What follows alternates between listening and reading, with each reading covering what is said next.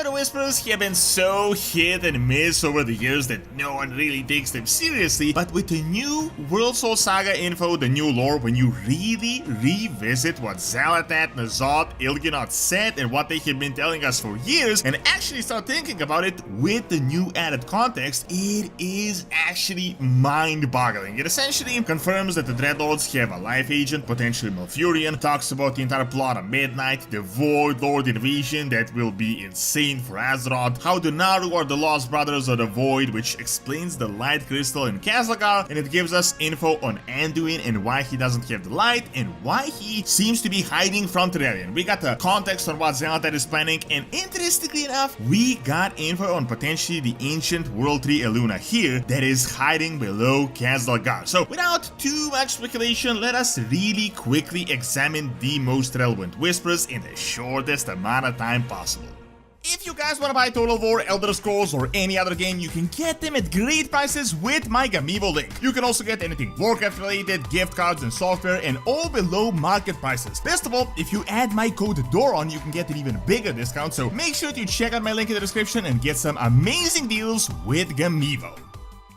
So I know by this point you have heard a lot of these whispers. We've been attributing them to everyone and their mother pretty much since Legion and BFA, but now things are actually changing. I mean, we are nearing the completion of the Void plan. We have the added context where so many whispers of N'Zoth, Xal'atath, Il'gynoth make actual sense. I don't want to bore you with the same, 5 torches, whispers and all that stuff and whatnot, because this is obviously vague, it can be attributed to anything, but the ones that are almost certainly leading us into something, and I kind of just want to shoot these at you without any crazy speculation so that you can make your own conclusions by the end. The Xal'atath ones are the most relevant, and I haven't talked about a few in any of the videos I made, but now that Dragonfight has ended, let us first cover the most recent ones, the 2 whispers we got from that time travel scenario at the start of the expansion. There was obviously N'Zoth doing the whispers and the other old gods, and keep in mind, Blizzard told us in an interview they wrote this on purpose, and it is 100% connected to the World Soul Saga. The first one is, her dreams sink beneath the surface, our dreams, our song. At this point I'm almost certain this is referring to Azeroth's World Soul and how they have almost completed the corruption, which perfectly lines up with the prophecy book we got in Dragonfight as well. They talk about Xal'atath, the Harbinger returning, and the Awakening being complete soon. Now that we know the World Soul Saga is the next 3 expansions, this was obviously foreshadowing. However, on the other one, I think I made a huge mistake, although it could technically refer to the same thing as it was in the past. Deeper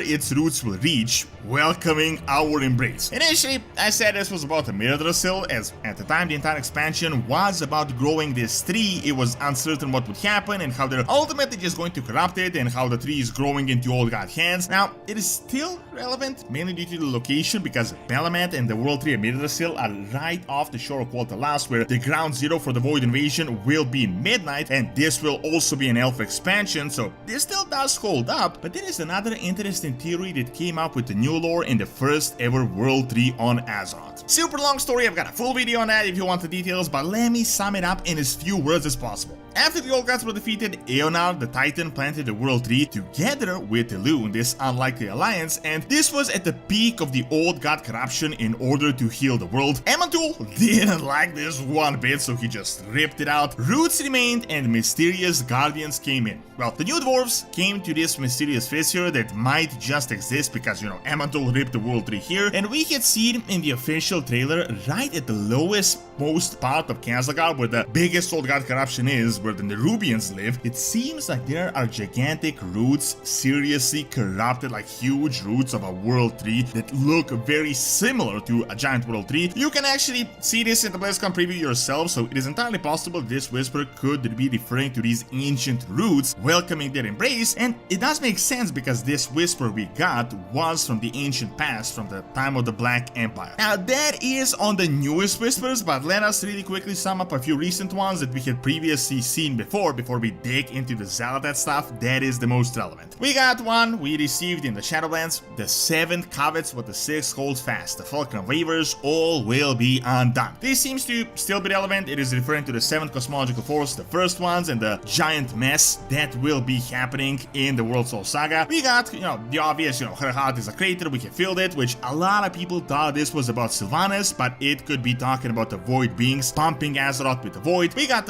its surface blazes bright, masking shadows below. This is super interesting with the new War Within cinematic. It seems like Azeroth really is as bright as the sun, at least from what we had seen, which could now be relevant as it will be talking about the Void corruption below and what Xal'atath is actually doing. We got 3 super relevant ones as well. The Vessel of Life disguised as treachery. Beware the eyes are green. This is more relevant than ever due to the Nathrezim documents from the Shadowlands. Check out my recent videos I made on the Nathrias taking over the Legion and the Scourge and how all this makes sense. But previously, we have learned that the Dreadlords had planted a life agent on Azeroth, and we had still not uncovered this agent. Seeing that there are green dragons on Evaloran as well as Malfurion, it could be one of these. I mean, I know, technically, Malfurion sometimes he has green eyes, sometimes blue, but in a lot of artwork and a lot of other sources, his eyes are green, and at certain points his eyes were green when these whispers were written. He recently went to the Shadowlands, to the realm of the Nathrias, for apparently no real reason. I mean, that story didn't make any sense in Dragonflight, and he returned, so I kinda say I wouldn't be surprised if he was converted into an agent through the Arden build. Then we got the 5 lanterns now darkened, the flame they seek will light the Master's way. We believe this was about the old stones, or the sigils, or the Titan artifacts, but I think it might be referring to the actual old gods. Recent lore changes confirmed 5 old gods exist, and they're apparently defeated. Recent interviews told us that Xal'atath is building a new Void Empire upon this legacy. This could imply that the old gods, the Void Servants' lanterns, have been darkened, but the flame Xal'atath is going to use from those lanterns to light the way of the Void Lords that are going to come into Azeroth. Lastly, we got the Golden One claims the vacant throne. The Crown of Light will bring only darkness. Once again, more relevant than ever. I mean, check out my recent Anduin video where I talk about how the light turned him into a pawn, how he might have realized it is actually evil, and recent 10.2.5 dialogue shows us that he seems to be hiding from the King of the Alliance, Turellian. So, the Crown of Light bringing darkness may even be the most relevant out of all of these. However,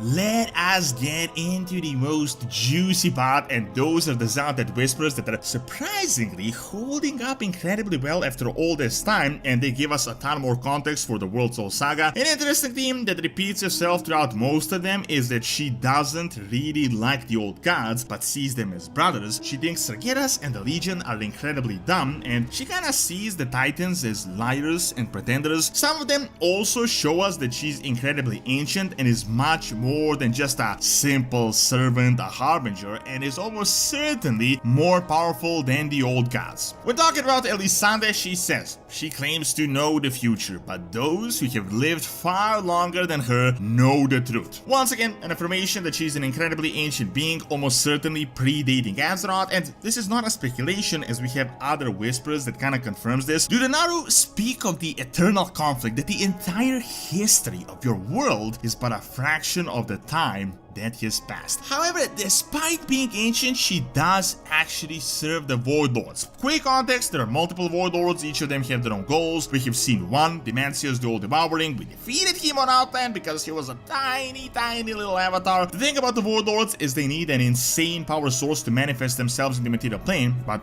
once they do, this is far worse than the Legion, Titan, or the Old God Invasion, or whatever else can come to this world. Because of this, I think the entire goal of corrupting Azeroth is that so they can anchor themselves here and use the World Soul to portal into the material plane and ultimately conquer the universe. We have another whisper that confirms a few relevant things. I long for the day our masters can truly pass into this realm. You have seen only fragments, shadows, faintest of echoes. Ask the Ethereals what one of these manifestations are capable of. However, what I find really interesting is that she is an actual big player in this entire thing. In one of the quotes, she calls Elune an upstart goddess, obviously knowing some ancient history that we don't, and she also mentions Titans on multiple occasions when they weren't even relevant as they are now in the saga. Xal'atath says this: long have we sought entry into this realm, to think we have a mortal to thank for giving us our foothold. This is obviously referring to the seat of the Pantheon. However, I got the most juiciest, interesting whisper that I think is going to be beyond relevant, especially in the War Within and Midnight. I know the Naaru consider us horrors to be resisted.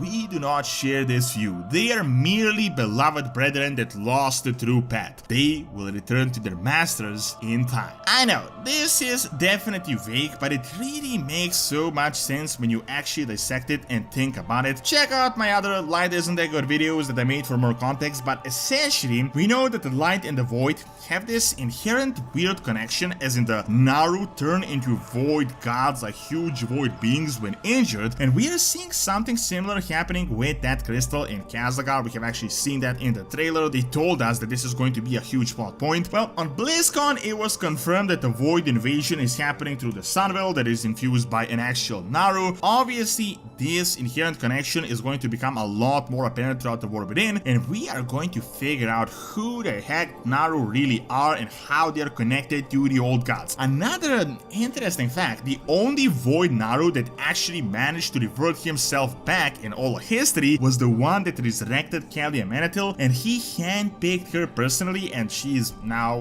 one of the lead characters that is very close to Kualtalas. I mean, do what you want with that information. However, what Xal'atath says does give us more context. She always refers to the Void Lords as masters, saying that they will return to their masters, means that the Naru must have been below the Void Lords in ancient history. Also, when you tie this in with the Crown of Light, aka Tyrellian, it makes even more sense, as keep in mind, the only reason he even really is alive at this point is due to the will of the Naru. Obviously, even with the Whispers, we got a ton of holes to fill in for the entire story to make sense. However, it really seems like this inherent light-void connection that exists is going to be the most relevant storyline in the War Within and Midnight. Thank you for watching. Check out how the Void Lord invasion will turn out by clicking on the screen, and check out my video on ancient Greek colonies in Spain by clicking on the screen as well. See you next time!